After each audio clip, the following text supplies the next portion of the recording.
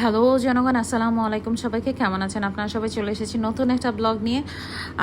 আমার একটু হচ্ছে ইয়েতে যাওয়ার কথা ছিল, নিউ মার্কেট যাওয়ার কথা ছিল। এটা আরও কয়েকদিন আগের ভিডিও।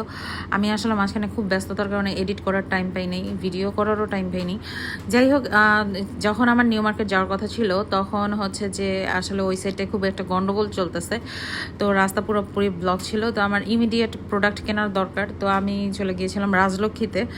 তো রাজলক্ষ্মীতে আসলে যাওয়াটা হচ্ছে আমার জাস্ট 2টা ব্লাউজ পিস কেনার জন্য।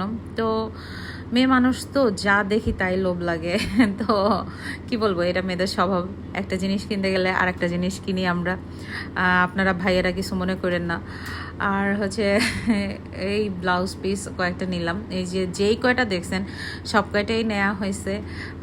এর মধ্যে একটা দিয়ে 3 পিস বানাবো, এর মধ্যে হচ্ছে যে ব্লাউজও বানাবো, আবার হচ্ছে আরও কিছু ব্লাউজের জন্য এক্সট্রা কাপড় নেওয়া হয়েছে। যাই হোক, এরপরে হচ্ছে আসার সময় বৃষ্টি হচ্ছিল প্রচণ্ড পরিমাণে এবং আমি এলিভেটর দিয়ে চলে এসেছি। আর এই ওয়েদারটা আমার খুব ভালো লাগে, যখন গ্লাসের ভিতরে বৃষ্টির ফোঁটাগুলো পড়ে থাকে, খুবই ভালো লাগে।